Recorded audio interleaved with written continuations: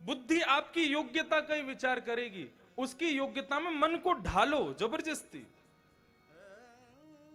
हमको दूसरों से जबरदस्ती करने की आवश्यकता नहीं, खुद से जबरदस्ती करने की आवश्यकता है, खुद से करो।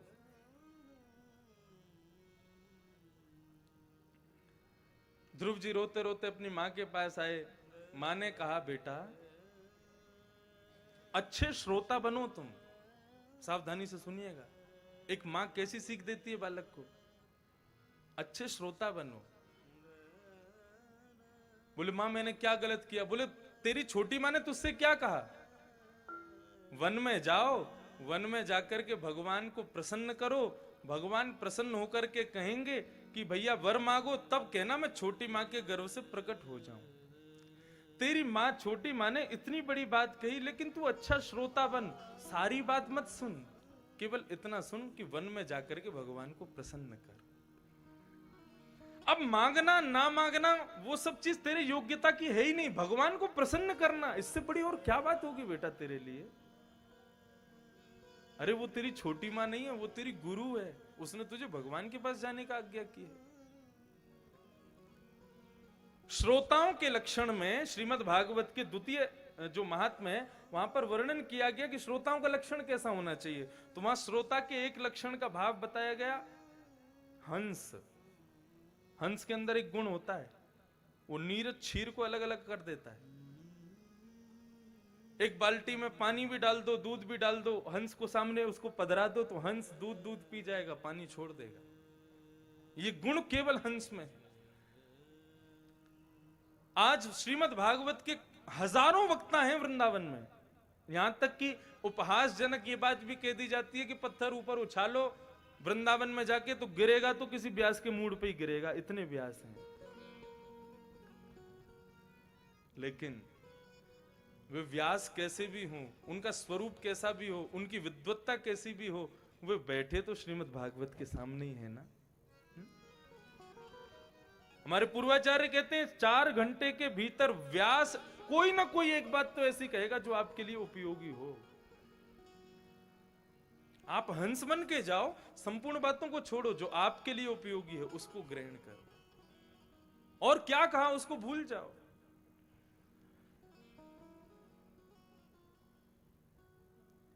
महाराज जी कल हम किसी कथा में गए थे, वहां पे व्यास जी फिल्मी गाना गा रहे थे। मैंने कौन सा गा रहे थे? बोले आज मेरे यार की शादी है। वो फिल्मी गाना गाते हैं, वो फिल्म, तुम उसको देखने गए थे? स्वामी विवेकानंद के पूज्य गुरुदेव श्री रामकृष्ण परमहंस जी, मैं गलत हो सकता हूं लेकिन मैंने सुना है कि वे कभी कभी भोजन में मीन ग्रहण करते थे। अब बंगाल में तो उसको जल तोरई बोला जाता है, लेकिन इतनी परमहंस कोटि के संत और वो पाते हैं। उसके उत्तर में श्री राम सुखदास जी महाराज कब अपने एक प्रवचन में कह रहे थे कि जो श्रेष्ठ संतति होते हैं, जो श्रेष्ठ संत होते हैं, उनके अंदर दुर्गुण मत देखो। हिमालय खूब ऊंचा है, लेकिन इसका मतलब ये नहीं हिमालय में गड्ढे नहीं है, गड्ढे हैं, लेकिन उसकी ऊंचाई इतनी प्रबल है कि उसके गड्ढे दिखाई नहीं देते।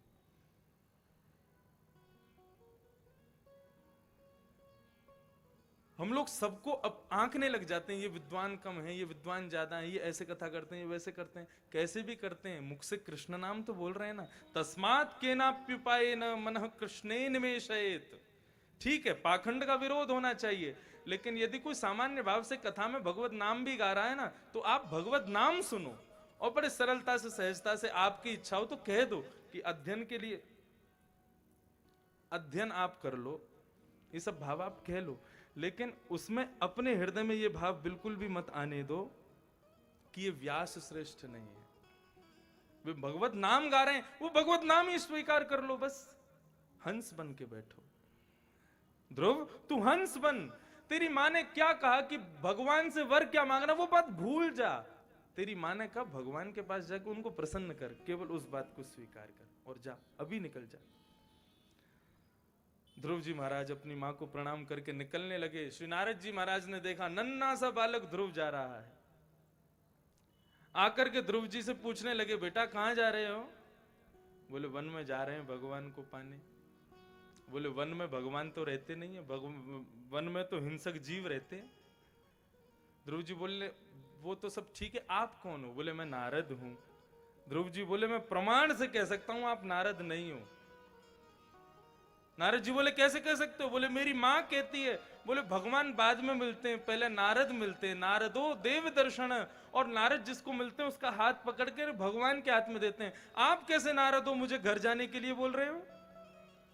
ये बात सुनते ही नारद जी के नेत्र सजल हो गए। बोले अरे मैं तो परीक्षा ले रहा था भैया, वास्तव में योग्य है कि नहीं, लेकिन आज की योग्यता तो तुमने। ओहो, मुखिया जी पधारे हैं।